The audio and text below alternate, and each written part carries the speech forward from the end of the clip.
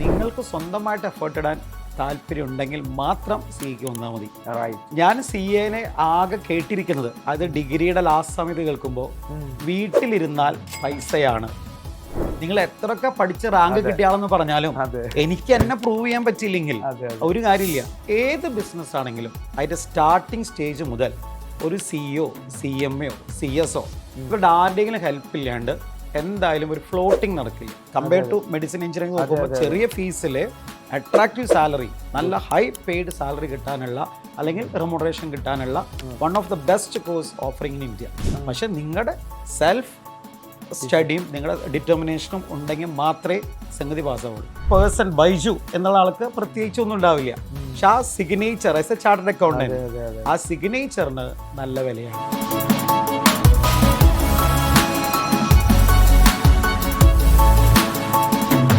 ICMSന്റെ മറ്റൊരു എക്സ്പേർട്ട് ടോക്കിലേക്ക് നിങ്ങൾക്ക് എല്ലാവർക്കും സ്വാഗതം. ഇന്ന് ഏറ്റവും വിശിഷ്ടപ്പെട്ട അതിഥി, ഞാൻ അതിനെ സ്വകാര്യ അഹങ്കാരമായിട്ട് ആ വാക്കിനെടുത്തോട്ടെ, എനിക്ക് വിശിഷ്ടം എന്ന് പറയുന്നത് 25 വർഷത്തോളമായിട്ട് CA, CMA, CS പോലത്തെ പ്രൊഫഷണൽ വിദ്യാർത്ഥികളെ അധ്യാപനം നടത്തിക്കൊണ്ടിരിക്കുന്ന വിശിഷ്ട അതിഥിയാണ് ഞങ്ങൾക്ക് മുമ്പിലുള്ളത്. 25 വർഷമായതിൻ്റെ ഒരു സെലിബ്രേഷൻ നമ്മുടെ ICMS ക്യാമ്പസിൻ്റെ മുറ്റത്ത് വെച്ചിട്ട് സാറും വൈഫൊക്കെ ജോയിൻ ചെയ്ത് നടത്തുകയുണ്ടായി. അത്രമേൽ വിശിഷ്ടമായ CA ബൈജു കെ വറീദ് സാറാണ് ഇന്ന് നമ്മോടൊപ്പം ഉള്ളത്. സർ, എല്ലാവിധ സ്നേഹത്തോടെയും ഈ ICMSന്റെ എക്സ്പേർട്ട് ടോക്കിലേക്ക് താങ്കൾക്ക് സ്വാഗതം. Thank you sir. Sir, oh thank you, great sir. ഇപ്പോഴും എൻ്റെ മനസ്സിലുള്ള ഒരു പൊലിവ് ഞാൻ പറഞ്ഞു തീർക്കാണ്. അന്നൊരിക്കൽ രാത്രി നമ്മളിങ്ങനെ 25 വർഷത്തെ കേക്ക് മുറിച്ച് ലൈറ്റൊക്കെ പൊട്ടിച്ച് ആസ്വദിച്ചു. ശരിക്കും 25 വർഷം എങ്ങനെയാണ് കടന്നുപോയത് ഈ ഒരു അധ്യാപന മേഖലയിലും പ്രൊഫഷണൽ ജീവിതത്തിലും? 25 വർഷം നമ്മൾ ആലോചിക്കുമ്പോൾ പെട്ടെന്ന് പോയിട്ടുണ്ടെങ്കിലും എൻ്റെ സമയത്ത് ഞാൻ 1994-95 കാലഘട്ടത്തിലാണ് CS സ്റ്റാർട്ട് ചെയ്തത്. അവിടുന്ന് 1999 എനിക്ക് ദൈവാനുഗ്രഹം കൊണ്ട് പാസ്സാവാൻ പറ്റി. വെറും 4 ഇയേഴ്സ് ഞാൻ ക്വാളിഫൈ ചെയ്തു. പിന്നെ അവിടുന്ന് മുതലേ നമ്മൾ ടീച്ചിങ് ഫീൽഡിലുണ്ട്. ഞാൻ അന്ന് മുതലേ ടീച്ചിങ് ഫീൽഡിലുണ്ട്. അപ്പോൾ ഓൾവേസ് ഞാൻ കുട്ടികളുടെ അടുത്ത് ഇടപഴകുന്നത് കൊണ്ട് നമുക്ക് ആ ടൈം ഇങ്ങനെ ഭയങ്കര ബോറിംഗ് ആയിട്ട് തോന്നാറില്ല. ഒരിക്കലും 25 വർഷമായിട്ടും നമ്മൾ ഈ കുട്ടികളുടെ കൂടെ ആയതുകൊണ്ട് അത് 25 വർഷം പെട്ടെന്ന് പോയി എന്നേ എനിക്ക് തോന്നിയിട്ടുള്ളൂ. അത് ഭയങ്കര ലാഗ് അടിച്ചായിട്ട് എനിക്ക് തോന്നിയിട്ടില്ല. അപ്പോൾ 25 ഇയേഴ്സ് ആയിട്ട് ഞാൻ പ്രാക്ടീസിലുണ്ട്, ഞാൻ ടീച്ചിങ് ഫീൽഡിലുണ്ട്. ഓക്കെ. അപ്പോൾ താങ്കളിരുന്ന് ഒരുപാട് കാര്യങ്ങൾ എല്ലാവരും ആഗ്രഹിക്കുന്നുണ്ടാകും. ഞാൻ നിങ്ങളെ തുടങ്ങിയിടുന്ന തന്നെ ഞാൻ ഒന്ന് കണക്ട് ചെയ്ത് ചോദിച്ചോട്ടെ. 1994 അല്ലേ? 94-95 എന്ന് പറയുമ്പോൾ ഒരു കാലമാണ്. ഞങ്ങൾക്കൊക്കെ തിരിയാവുന്ന രൂപത്തിൽ ഈ 10 കഴിഞ്ഞോ, +2 കഴിഞ്ഞോ, ഡിഗ്രി കഴിഞ്ഞോ, PG കഴിഞ്ഞോ എന്ന് ചോദിച്ചാൽ, അതായത് ഞാനന്ന് CA ജോയിൻ ചെയ്യുന്ന സമയത്ത് നമുക്ക് ഡിഗ്രി കഴിഞ്ഞിട്ടേ വരാൻ പറ്റുള്ളൂ. അന്ന് ഫൗണ്ടേഷൻ എന്ന് പറഞ്ഞ പരിപാടി ഇല്ല, നേരെ ഇന്ററിലേക്കാണ് ജോയിൻ ചെയ്യുക. അത് ഡിഗ്രി കഴിഞ്ഞവർക്ക് അതിൽ വരാൻ പറ്റുള്ളൂ. അന്ന് എനിക്ക് തോന്നുന്നു പ്രീ ഡിഗ്രി കാലഘട്ടമാണ്. ഞാൻ പ്രീ ഡിഗ്രിയാണ്. ഞാൻ 89-ലാണ് 10th SSLC കഴിഞ്ഞത്. ഞാൻ സാധാരണ ഒരു സ്കൂളിലാണ് പഠിച്ചു വന്നത്. അപ്പോൾ സാധാരണ ഒരു ഗവൺമെൻറ് സ്കൂളിൽ പഠിച്ച് ദെൻ ഒരു റെഗുലർ കോളേജിൽ +2 പ്രീ ഡിഗ്രി ജോയിൻ ചെയ്തു.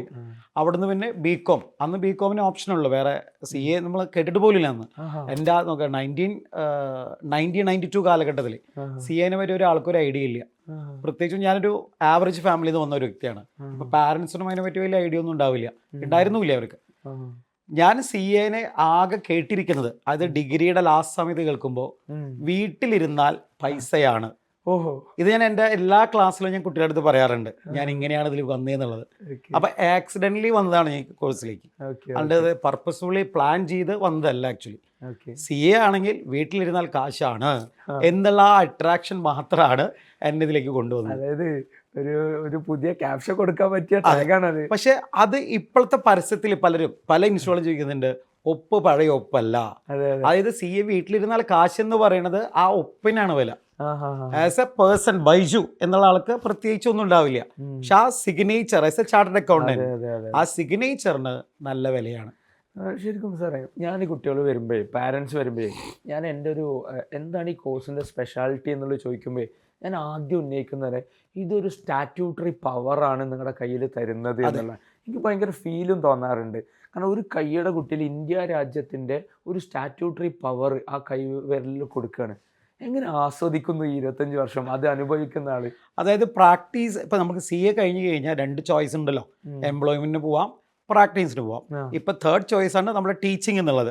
ടീച്ചിങ് ഒരു പ്രാക്ടീസ് പോലെയല്ല, ഒരു എംപ്ലോയ്മെന്റ് പോലെ എടുത്താൽ മതി. ഓക്കെ, അപ്പോൾ പ്രാക്ടീസ് ചെയ്യുകയാണെന്ന് വെച്ച് കഴിഞ്ഞാൽ ഇപ്പോൾ ആസ് ഓഫ് നൗ ഇന്ത്യയിൽ ബിസിനസ് ഇങ്ങനെ ഡെവലപ്പ് ചെയ്തുകൊണ്ടിരിക്കുകയാണ്. അല്ലെ, ബിസിനസ്സാണ് കൂടുതൽ നമുക്കുള്ളത്. ഏത് ബിസിനസ് ആണെങ്കിലും അതിൻ്റെ സ്റ്റാർട്ടിങ് സ്റ്റേജ് മുതൽ ഒരു CEO, CMO, CSO ഇവരുടെ ആരുടെയെങ്കിലും ഹെൽപ്പ് ഇല്ലാണ്ട് എന്തായാലും ഒരു ഫ്ലോട്ടിങ് നടക്കില്ല.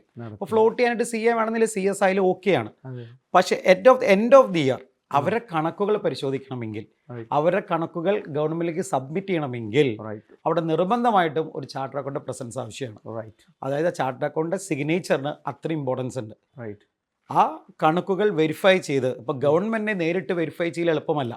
അപ്പോൾ എന്താണ്, they are devoting the task to the chartered accountants. Chartered അക്കൗണ്ടൻസിനോട് നോക്കിയിട്ട് സർട്ടിഫൈ ചെയ്യാൻ പറയാണ്.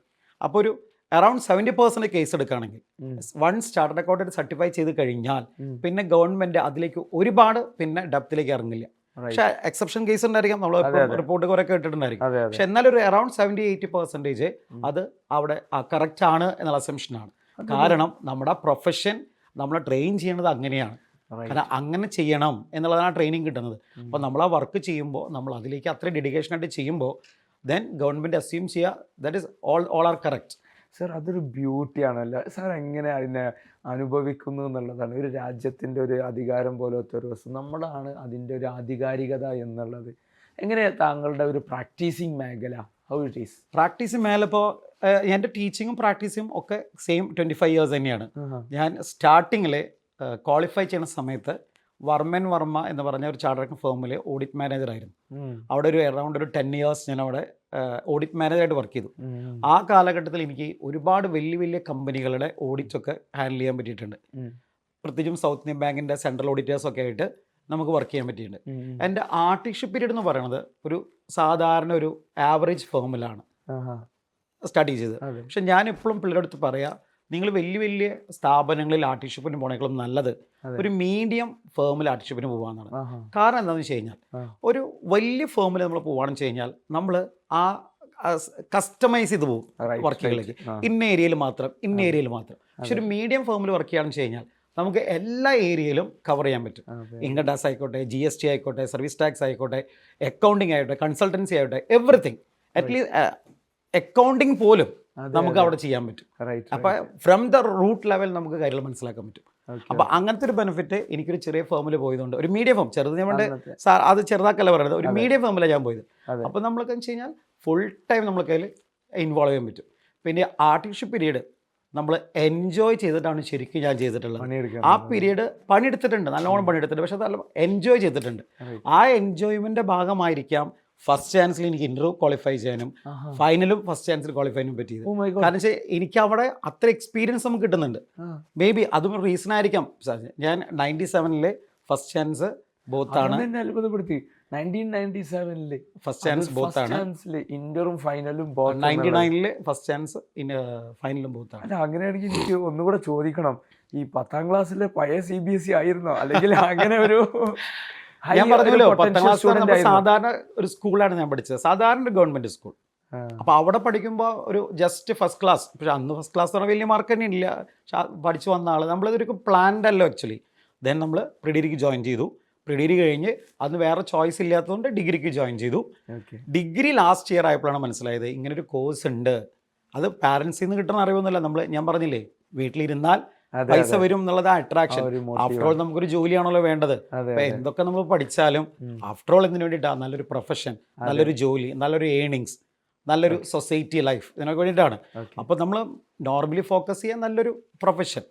പക്ഷെ ആ കാലത്തൊക്കെ പ്രൊഫഷൻ എന്താണെന്നുള്ള അത്ര വലിയ ഐഡിയ ഒന്നും ഉണ്ടാവില്ല. കാരണം 25 വർഷം മുമ്പ് ഒരു ഡിഗ്രിക്കാരന് ഉണ്ടാവുന്ന ചിന്തകൾ ഇത്രത്തെ അഡ്വാൻസ്ഡ് ഒന്നുമല്ല. സോഷ്യൽ മീഡിയ ഇല്ല, അങ്ങനത്തെ വേറെ ഒന്നും ഇല്ലാത്ത സിറ്റുവേഷൻ. അപ്പൊ ഇത്രയും നമ്മൾ അഡ്വാൻസ്ഡ് ഒന്നും അന്ന് ചിന്തിക്കില്ല. ഇപ്പോഴത്തെ കുട്ടികൾ അങ്ങനെയല്ല. 10 വരുമ്പോഴേക്കും അവർ ചിന്തിക്കുന്നുണ്ട്. ഇപ്പോ എൻ്റെ മകൻ ഇപ്പൊ ഫൗണ്ടേഷൻ ജോയിൻ ചെയ്തിരിക്കുകയാണ്.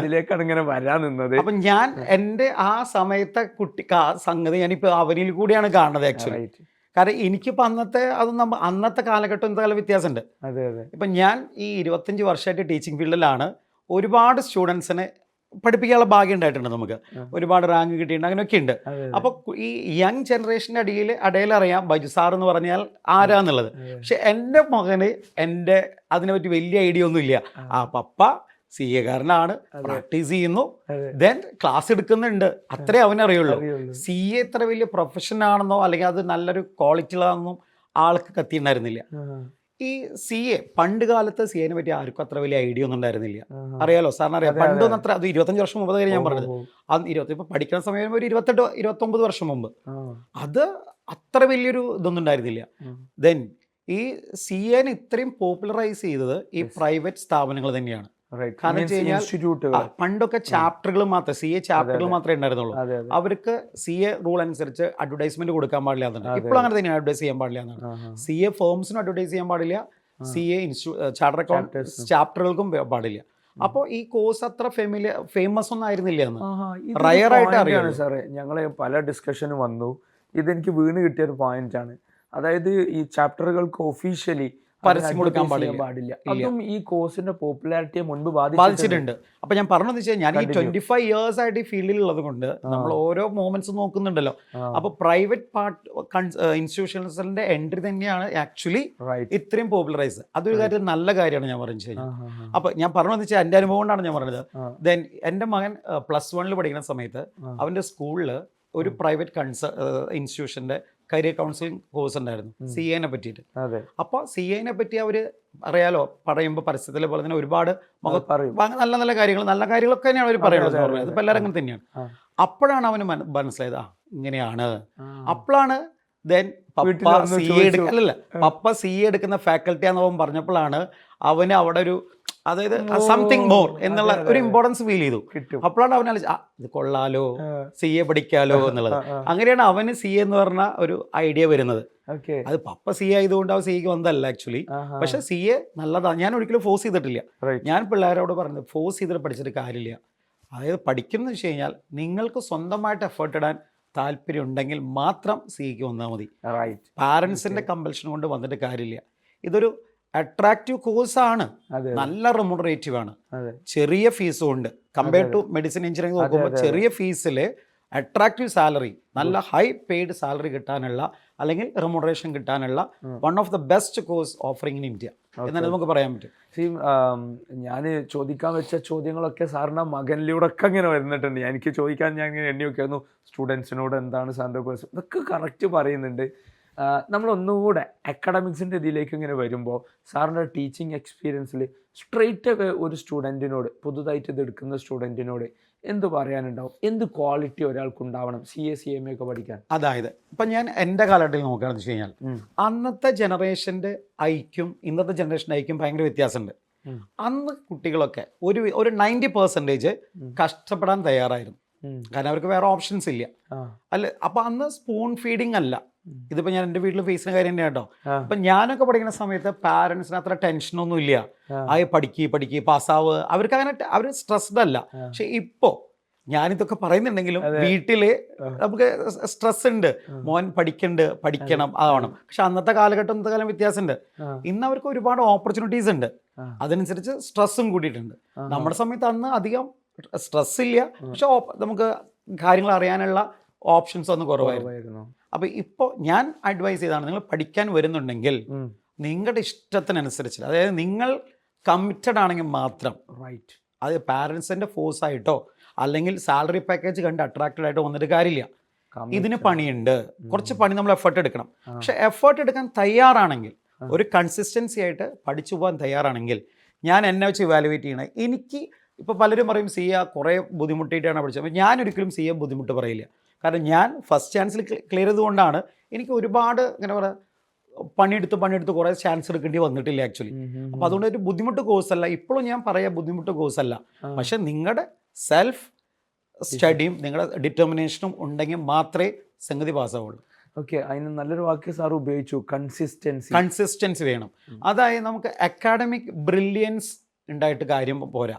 ഇപ്പൊ എന്താ പറയുക, നല്ലോണം മാർക്ക് കിട്ടി +1 ജയിച്ച ആള് ദെൻ CAക്ക് വന്നാൽ പാസ്സാവണമെന്ന് ഒരു നിർബന്ധമില്ല.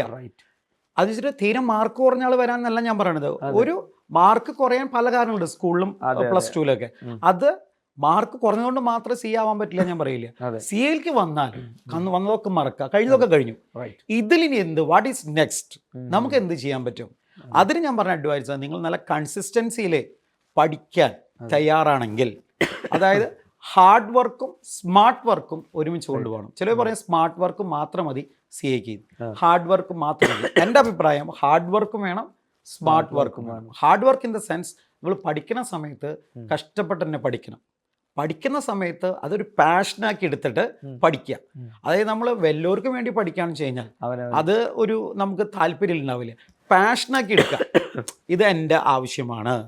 കാരണം ആഫ്റ്റർ ഓൾ പാരൻസ് സപ്പോർട്ട് ചെയ്യുമായിരിക്കാം, അല്ലെങ്കിൽ ഫാക്കൽറ്റി സപ്പോർട്ട് ചെയ്യുമായിരിക്കാം, പക്ഷെ after all you have to Zafar.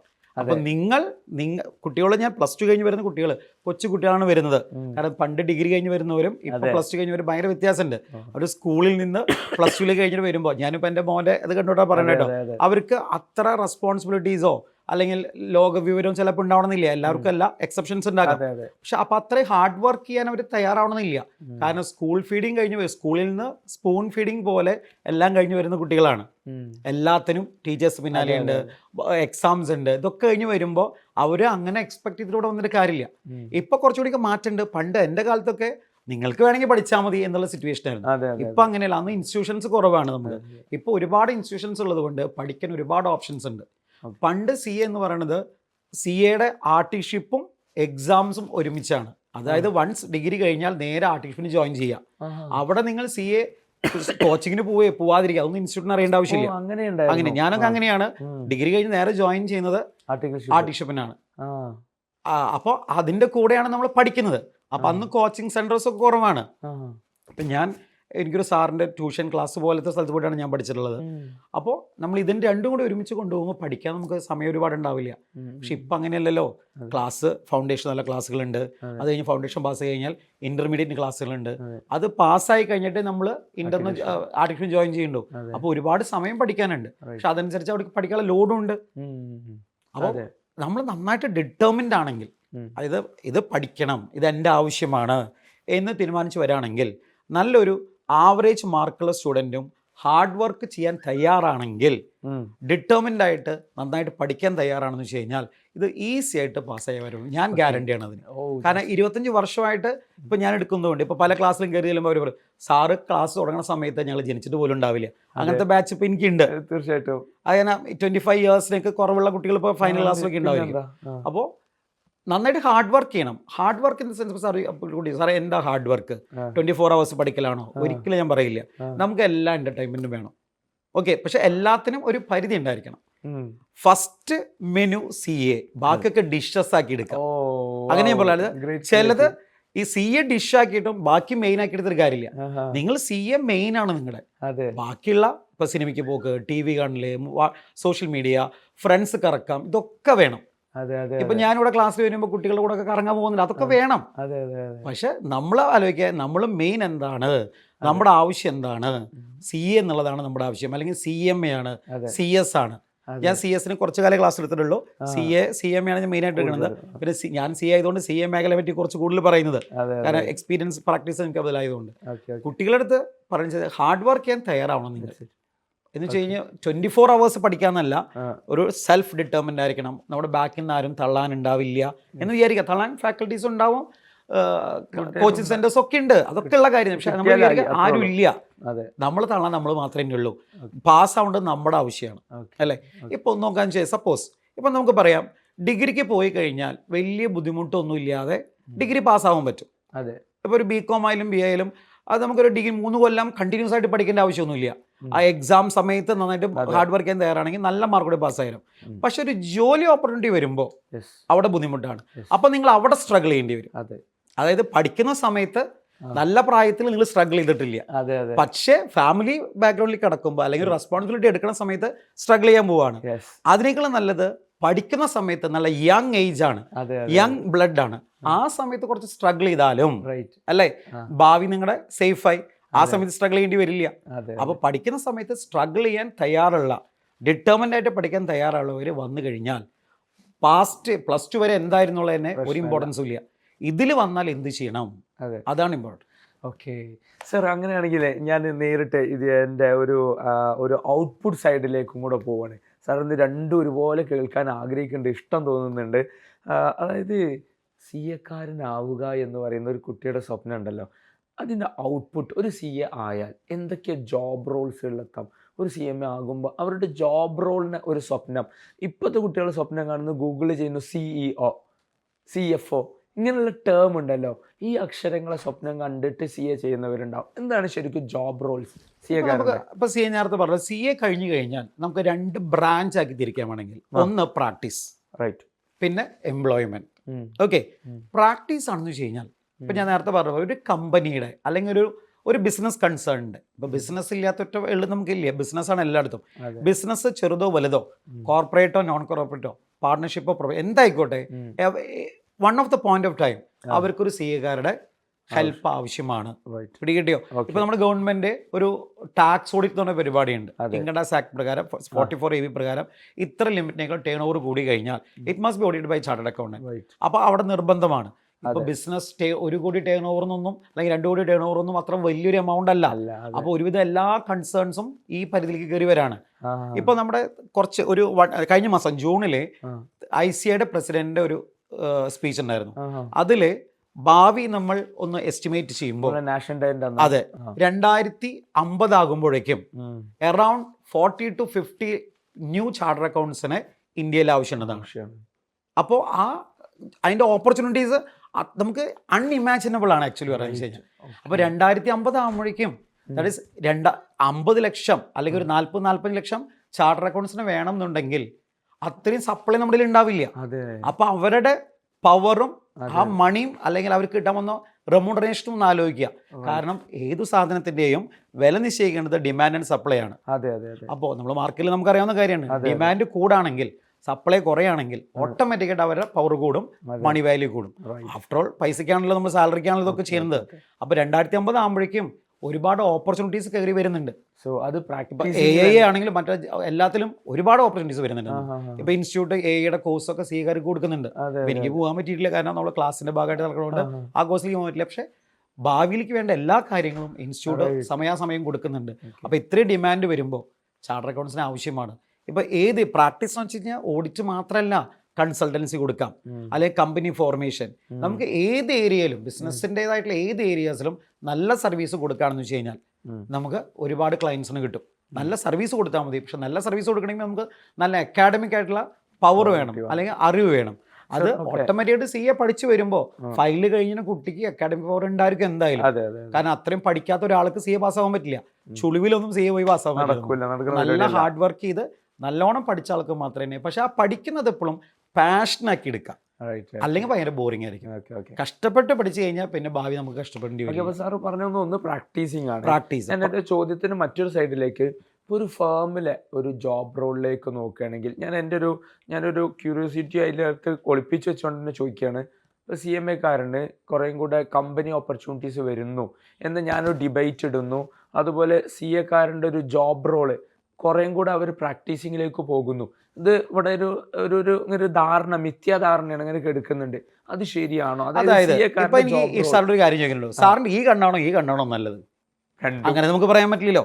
അപ്പോൾ ഓരോ കോഴ്സിനും അതിന് ഇമ്പോർട്ടൻസ് ഉണ്ട്. അതെ, ഇപ്പൊ CA ആണെങ്കിൽ അതിന് കുറെ മെറിറ്റ്സും ഇമ്പോർട്ടൻസ് ഉണ്ട്. CMA ആണെങ്കിൽ വേറെ കുറെ മെറിറ്റ്സും ഇമ്പോർട്ടൻസ് ഉണ്ട്. ഞാൻ ഇപ്പൊ 2 കോഴ്സ് എടുക്കണമെന്നാണ് ഞാൻ പറഞ്ഞത്. ഇപ്പൊ CA ആണെങ്കിൽ സ്റ്റാറ്റ്യൂട്ടറി ഓഡിറ്റ് 44AB പ്രകാരം കോർപ്പറേറ്റ് ലെവലിലൊക്കെ ഉണ്ട്. CMA കോസ്റ്റ് ഓഡിറ്റ് ചെയ്യണമെങ്കിൽ ഇപ്പോൾ CMA-കാർ തന്നെ വേണം നമുക്ക് എന്തായാലും. അപ്പോൾ അവർക്ക് അതിന്റെ പവർ ഉണ്ടല്ലോ. ഓക്കെ, ഞാൻ അതിന് രണ്ടായിട്ട് പോകുന്നില്ല. ഞാൻ ചോദിച്ചത് CA-യുടെ ജോബ് റോളിൽ, ലൈക്ക് കമ്പനി റോളിൽ ഏത് പൊസിഷനിലേക്കാണ് അവർ? ഇപ്പോൾ ഒരു CA-കാരൻ സ്വപ്നം കാണുന്ന ഒരു കുട്ടിയാണെങ്കിൽ ഒരു കമ്പനി സൈഡിൽ അവൻ്റെ ഒരു ജോബ് റോളിന്റെ സാധ്യതകൾ എന്തൊക്കെയാണ്? അതായത് നമുക്കപ്പോൾ ബോട്ടം ലെവൽ അക്കൗണ്ട് ഞാൻ പറയുന്നില്ല, അതിന് മോൾ ലെവലിലുള്ള അത് അക്കൗണ്ട്സ് ഫീൽഡ്, അല്ലെങ്കിൽ management field, finance field, CEO അല്ലെങ്കിൽ MD, എത്ര ടോപ്പ് ലെവലിലേക്കും പോകണം. ആകെയുള്ളൊരു കാര്യം അവനെ സ്വന്തം പ്രൂവ് ചെയ്യാൻ പറ്റണം കഴിവിന്. നിങ്ങൾ എത്രയൊക്കെ പഠിച്ച് റാങ്ക് കിട്ടിയാളെന്ന് പറഞ്ഞാലും എനിക്ക് എന്നെ പ്രൂവ് ചെയ്യാൻ പറ്റിയില്ലെങ്കിൽ ഒരു കാര്യമില്ല. ഒരു 6 മാസം നിങ്ങളുടെ മാനേജ്മെന്റ് നിങ്ങൾ നോക്കുമായിരിക്കാം, അത് കഴിഞ്ഞിട്ട് നിങ്ങൾ പ്രൂവ് ചെയ്യില്ല എന്നുണ്ടെങ്കിൽ. അപ്പൊ പഠിച്ച് പാസ്സാവല് മാത്രമല്ല, നമുക്ക് നമ്മളെ പ്രൂവ് ചെയ്യാൻ പറ്റണം. കഴിവുണ്ടായിരിക്കണം. ആ കഴിവ് എക്സ്പ്രസ് ചെയ്യാൻ പറ്റണം. ഏത് കോഴ്സ് മാത്രമല്ല, ഈ എല്ലാ കോഴ്സ് എടുത്തില്ല. ഇപ്പോൾ ഇന്ത്യൻ കോഴ്സായുള്ള CA, CMA, CS ഇത് മൂന്ന് മേഖലയിലും ഇമ്പോർട്ടൻ്റ് ആണ്. ഇപ്പൊ കമ്പനിയുടെ കാര്യങ്ങൾ ചെയ്യണമെങ്കിൽ കമ്പനി സെക്രട്ടറി നിർബന്ധമുള്ള കാര്യങ്ങളാണ്. അവർക്ക് അവരുടേതായ കുറെ ഫീൽഡ് ഉണ്ട്, അത് അവരെന്നെ വേണം. പിന്നെ CA ആണെങ്കിൽ CA ഫീൽഡ്, CMA ഓരോരുത്തർക്കും ഇമ്പോർട്ടൻസ് ഉണ്ട്. ദെൻ ഫോറിൻ കോഴ്സ് ആയിട്ടുള്ള CMA, USA, ACCA, CP അതിനെ ഇമ്പോർട്ടൻസ് ഉണ്ട്. അപ്പൊ നമ്മൾ ഏത് കോഴ്സ് എന്ന് മാത്രമല്ല, അതിൽ നിങ്ങൾ എങ്ങനെ തെളിയുന്നു, നിങ്ങൾ എങ്ങനെ നിങ്ങളെ മാർക്കറ്റ് ചെയ്യുന്നു, നിങ്ങൾ എത്രത്തോളം നിങ്ങളത് എക്സ്പെർട്ടൈസ് ചെയ്യുന്നുണ്ട്, അതായിരിക്കും നിങ്ങളുടെ ഭാവി തീരുമാനിക്കുക. ഓക്കെ സർ, നമുക്ക് എന്തായിരുന്നാലും അവസാനിപ്പിക്കാനും കൂടെ ഉണ്ട്. പക്ഷേ നമ്മളിട്ട് സംസാരം അതങ്ങനെ ഭയങ്കര ഇൻട്രസ്റ്റിംഗ് ആണ് സാറായിട്ടുള്ളത്. പ്രത്യേകിച്ച് എനിക്ക് ഒരു സാധനം എടുക്കാനുണ്ട്. ഇപ്പോൾ കൊമേഴ്സിനെ എൻലാർജ് ചെയ്തുകൊണ്ടിരിക്കുകയാണ്.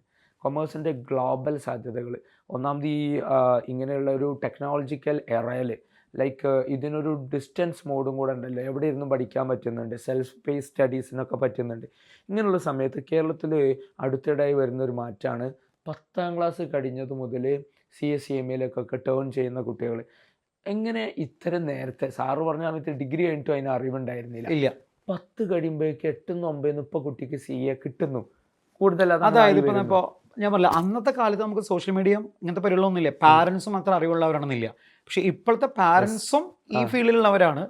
പിന്നെ സോഷ്യൽ മീഡിയ വഴി നമുക്ക് ഒരുപാട് കിട്ടും. ഇപ്പൊ ഞാൻ പറഞ്ഞില്ല, എൻ്റെ മകൻ ഞാൻ CA കാരനായിരുന്നിട്ട് പോലും അവൻ അറിഞ്ഞത് അവൻ്റെ സ്കൂളിൽ ഇങ്ങനെ കരിയർ ഗൈഡൻസ് കൂടിയാണ്. പക്ഷെ അതിപ്പോൾ എല്ലാ സ്കൂളുകളിലും ഉണ്ട്, നമുക്ക് സോഷ്യൽ മീഡിയ വഴി കിട്ടുന്നുണ്ട്. പിന്നെ പണ്ടത്തെ പോലെയല്ല, കുട്ടികൾ കുറച്ചുകൂടി അഡ്വാൻസ്ഡ് ആണ് ലൈഫിനെ പറ്റിയിട്ട്. നമ്മൾ ഡിഗ്രി കഴിയുമ്പോൾ കളിച്ചൊക്കെ പ്രായമാണെങ്കിൽ, ഇവിടെ +2 ആകുമ്പോഴേക്കും ചിലവരൊക്കെ സീരിയസ് ആയി തുടങ്ങി ഭാവിനെ പറ്റിയിട്ട്. ഇപ്പൊ എൻ്റെ ചെറിയ മോൻ 8ാം ക്ലാസ്സിലാണ് അവൻ പഠിക്കണത്. പക്ഷെ അവൻ ഭാവിയിൽ അത് വേണം, ഇത് വേണം, ഇങ്ങനെ ചെയ്യണം എന്നുള്ള പ്ലാനിങ് ഉണ്ട്. മേ ബി അത് നടക്കോ നടക്കില്ലെന്ന് നമുക്കറിയില്ല, അത് വേറെ കാര്യം. പക്ഷെ എന്നാലും അവർക്ക് പ്ലാൻ ചെയ്യുന്നുണ്ട്. നമ്മൾ ആ സമയത്ത് കളിച്ചു നടക്കുകയാണ്. ആക്ച്വലി അന്ന് നമ്മൾ കുട്ടികൾ കളിച്ച പ്രായമാണ്, പക്ഷെ നമുക്കൊന്നും ചെയ്തിട്ടുണ്ടാവില്ല. പക്ഷെ ഇപ്പോഴത്തെ കുട്ടി, ഇപ്പൊ എൻ്റെ മോൻ എന്നല്ല ഞാൻ പറഞ്ഞത്, ആ ജനറേഷൻ അങ്ങനെ തന്നെയാണ്. പിന്നെ എൻ്റെ വൈഫും CA ഓൾറെഡി ചെയ്തതാണ്. പക്ഷെ വേറെ ഒന്നുമില്ല, ആള് ജോയിൻ ചെയ്തതേ ഉള്ളൂ. അപ്പോൾ അപ്പോഴേക്കും പിന്നെ കാര്യങ്ങളും പരിപാടിയൊക്കെ ആയി, പിന്നെ കുട്ടികളുടെ ഫാമിലി സ്കൂളിംഗ് ഒക്കെ ആയതുകൊണ്ട് ആളെ ഡ്രോപ്പ് ചെയ്തു. അല്ല അങ്ങനെ ഒരു ചോദ്യമുണ്ട്. ഞാൻ പറഞ്ഞ അല്ല, എന്താ കാര്യം, സ്റ്റുഡന്റ് ആണ്. അപ്പൊ എല്ലാവർക്കും ഡൗട്ട് ഇതാണ്, ഞാൻ കൂടി എന്റെ സ്റ്റുഡന്റ് ആണ് വൈഫ്. അപ്പൊ ആൾക്കാർക്ക് ഡൗട്ട് സ്റ്റുഡന്റിനെ അടിച്ചു മാറ്റിയതാണോ സാർ എന്നുള്ളതാണ്. അങ്ങനെയല്ല, പലരോട് ചോദിക്കാറുണ്ട്, കല്യാണം കഴിഞ്ഞ ശേഷമാണ് ആളെന്റെ സ്റ്റുഡന്റ് ആയത്. ഓക്കെ, അതാണ്. പക്ഷെ ആള് എക്സാം ഒന്നും എഴുതിയിട്ടില്ല. മേ ബി ആള് ഞാൻ പറയാൻ വന്നത്, CAയുടെ റീസെന്റ് റിസൾട്ട് വന്നപ്പോ 75 വയസ്സുള്ള ഒരാൾ CA ക്വാളിഫൈ ചെയ്തു, സംതിങ്. അപ്പൊ ഏജ് എന്നുള്ളതും ഇതിലൊരു മാറ്ററേ ഇല്ല. ഏജ് ഒരു മാറ്റർ അല്ല. ഞാൻ വൈഫിനോട് എപ്പോഴും പറഞ്ഞ കാര്യമാണ്, ഏജ് ഒരു മാറ്റർ അല്ല. 2 ദിവസം മുമ്പ് ഞാൻ പറഞ്ഞതാണ്. കാരണം ഞാൻ CA ഇൻസ്റ്റിറ്റ്യൂട്ട് ക്ലാസ് എടുക്കാൻ പോയപ്പോൾ അവിടെ അഡ്വാൻസ് ആയിട്ടുള്ള ക്ലാസ്സിൽ ഒരു ഭയങ്കര ഏജ് ആയിട്ടുള്ള ഒരാൾ, നടക്കാൻ പോലെ ആൾക്ക് ബുദ്ധിമുട്ടാണ്. ഞാനത് കണ്ട് പറഞ്ഞു, ഒരു സ്റ്റുഡൻ്റ് ആണോ അത് ടാഗ് കിട്ടുന്നത്? അപ്പോൾ സ്റ്റുഡൻ്റ് ആയിരിക്കും. പിന്നെ ഞാൻ ആ ക്ലാസ് ആയിട്ട് ഇല്ലാതുകൊണ്ട് ഞാൻ കണ്ടില്ല. ഞാൻ ഫാക്കൽറ്റി മറ്റാൾക്കോട് ചോദിച്ചു, ഇതാരാണെന്ന് പറഞ്ഞു. മറ്റേ ഗവൺമെൻറ് സർവീസിൽ നിന്ന് റിട്ടയർ ചെയ്ത ആളാണ്. ആളിപ്പോൾ CA ഫൈനൽ ഒരു ഗ്രൂപ്പ് ആൾക്ക് കിട്ടാനുള്ളൂ. അപ്പോൾ അത് രണ്ടാമതായി ചെയ്യാൻ വന്നിരിക്കുകയാണ്. അപ്പോൾ ആ ഏജിലും പഠിക്കാൻ ആഗ്രഹമുള്ള പിള്ളേരുണ്ട്. പിള്ളേരെന്ന് പറയാൻ പറ്റില്ല, ആള് നല്ല പ്രായമുള്ളതാണ്, നടക്കാനൊക്കെ ബുദ്ധിമുട്ടാണ്. പക്ഷെ പ്രായം എന്നുള്ളത് CAക്ക് ഒരു ബാരിയറേ അല്ല. ആക്ച്വലി നമ്മൾ ഡിറ്റർമിൻഡ് ആണെങ്കിൽ. റൈറ്റ് സാറ് പറഞ്ഞെങ്കിൽ ഞാനൊന്ന് ആഡ് ചെയ്തിട്ട് വേറെ ഒന്നിലേക്ക് പോകണം, അവസാനിപ്പിക്കണം.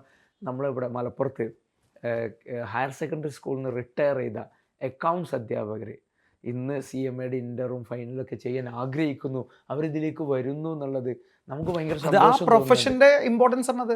അതിപ്പോൾ എല്ലാവർക്കും മനസ്സിലാവും പ്രൊഫഷൻ എത്രയാണത്. പ്രൈവറ്റ് പാർട്ടികൾ വന്നതിന് ശേഷമാണ് ഇത്രയും പോപ്പുലാരിറ്റി കിട്ടിയത്. അപ്പോൾ ഇപ്പൊ ചിലർ പറയും, സാർ നേരത്തെ ചോദിച്ച പോലെ വീട്ടിലിരുന്ന് പഠിച്ചാൽ മതിയോ? എൻ്റെ അഭിപ്രായം പറ്റില്ല എന്നാണ്. കാരണം നമ്മളൊരു ടീച്ചറുടെ മുഖത്തുനിന്ന് കേൾക്കുന്ന ആ ടീച്ചിങ്ങും ബുക്ക് വായിക്കുന്നതും പറ്റില്ല എന്നല്ല, എക്സെപ്ഷൻസ് ഉണ്ടാകുമായിരിക്കാം. പക്ഷെ ഒരു മെജോറിറ്റി സ്റ്റുഡൻസിനും ഒരു ഇൻസ്റ്റിറ്റ്യൂട്ടിൽ പോയിട്ട് പഠിക്കുന്നതാണ് നല്ലത്. ഇപ്പൊ ഞാൻ 25 കൊല്ലം ടീച്ചിങ് ഉള്ളതുകൊണ്ട് ഓൾ കേരള പല സ്ഥലത്ത് ഞാൻ എടുക്കുന്നുണ്ട്. ഇപ്പൊ നമ്മുടെ ICMSലും ഞാൻ എത്രയോ, എനിക്ക് തോന്നണേ അറൗണ്ട് ഒരു 10-12 ഫ്രം ദ ബിഗിനിങ് കൂടെ ഞാൻ 11 ഇയേഴ്സ്. അപ്പൊ അത്രയും കാലം ഞാനുണ്ടെന്ന് തോന്നുന്നു. അപ്പൊ അതിനേക്കാളും അപ്പൊ ഒരു ടീച്ചിങ് ഇൻസ്റ്റിറ്റ്യൂട്ടിൽ പോയിട്ട്, കോച്ചിങ് ഇൻസ്റ്റിറ്റ്യൂട്ടിൽ പോയിട്ട് ക്ലാസ് അറ്റൻഡ് ചെയ്യണം എൻ്റെ അഭിപ്രായം. കാരണം കുട്ടികളായതുകൊണ്ട് പിന്നാലെ നിൽക്കലും, പിന്നെ അവരെ പ്രായം അതാണ്. എന്തായാലും സെൽഫ് ഡിറ്റർമിൻ എന്ന് പറയാണ്ട് 1% കുട്ടികൾ ഉണ്ടാവുള്ളൂ. എന്തൊക്കെ ഉണ്ടായാലും മെനക്കെട്ടിരുന്ന് പഠിക്കാമെന്നുള്ളത്. പക്ഷെ ബാക്കി ഒരു 95% ആൾക്കാരും ദെൻ പിന്നാലെ ആരെങ്കിലും നിന്നാലൊക്കെ തന്നെയാണ് പഠിക്കുള്ള അവരെ പ്രായം അതാണ്. ഇത് തന്നെയാണ് എൻ്റെ അവസാന ചോദ്യം. ഇത് തന്നെയാണ് അവസാന ചോദ്യം എന്നുള്ളത്, ഇൻസ്റ്റിറ്റ്യൂട്ടുകളുടെ റോൾ എന്നുള്ളത്. ഇപ്പോൾ ഫാക്കൾട്ടീസ് ഉണ്ട്, അതുപോലെ മെൻറ്റർഷിപ്പ് പറഞ്ഞിട്ട് പുതിയൊരു ഏരിയ തന്നെയുണ്ട്. അതുപോലെ തന്നെ ഇതിനെല്ലാം ഹെഡ് ചെയ്യാൻ ഡിപ്പാർട്ട്മെൻറ്റ് ഹെഡുകൾ. മുമ്പ് നമ്മൾ കോളേജുകളിൽ മാത്രം കണ്ടിരുന്നുള്ളൂ ഇംഗ്ലീഷ് ഡിപ്പാർട്ട്മെൻറ്റ്, കൊമേഴ്സ് ഡിപ്പാർട്ട്മെൻറ്റ്. ഇപ്പം നമ്മളൊക്കെ എല്ലാവർക്കും CMA ഹെഡ്, CA ഹെഡ്, അതായത് ഹെഡ്, മെൻറ്റേഴ്സ്, ഫാക്കൾട്ടി.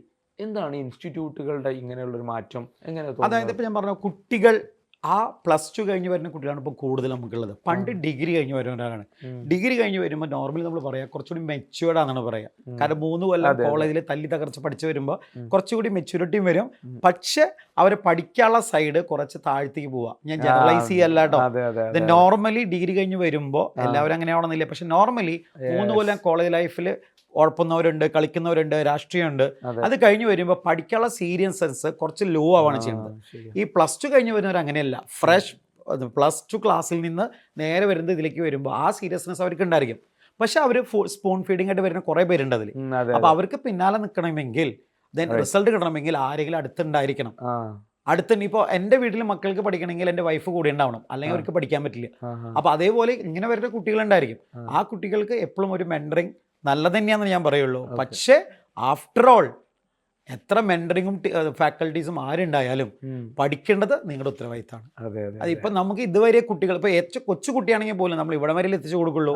ചവച്ചിറക്കേണ്ടത് ആ 1 മാസം 6 മാസമായ കുട്ടി തന്നെയാണ്. അപ്പം അതേപോലെ ഏത് സ്റ്റുഡൻ്റ് ആയാലും ദെൻ എത്ര വലിയ ഫാക്കൽറ്റി ആണെങ്കിലും എത്ര നല്ല കോച്ചിങ് ആണെങ്കിലും അവർ സ്വന്തമായിട്ട് കഴിവുണ്ടായിരിക്കണം, സ്വന്തമായിട്ട് ഹാർഡ് വർക്ക് ചെയ്യണം.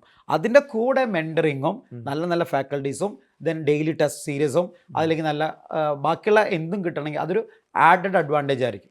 അപ്പോൾ എപ്പോഴും നല്ല ഇൻസ്റ്റിറ്റ്യൂട്ടുകളെ തയ്യാറെടുക്കുക. പരസ്യം നോക്കി പോകാൻ ഞാൻ പറയില്ല ഒരിക്കലും. പരസ്യങ്ങൾ നോക്കി പോകുമ്പോൾ അപകടം ഞാൻ കാണുന്നുണ്ട് കുറേ. പക്ഷെ പരസ്യം നോക്കാതെ നിങ്ങൾ മൗത്ത് പബ്ലിസിറ്റി നോക്കിയിട്ട് മറ്റുള്ള കുട്ടികളോട് നോക്കിയിട്ട് ഇൻസ്റ്റിറ്റ്യൂട്ട് തിരഞ്ഞെടുക്കാൻ നോക്കുക. ഓക്കെ, അവസാനിപ്പിക്കുകയാണ്. ഭയങ്കരമായിട്ട് ലെങ്ത്തിൽ അങ്ങനെ നമ്മൾ പോകുന്നു. ഒറ്റ ചോദ്യത്തിൽ നമുക്ക് അവസാനിപ്പിക്കാം.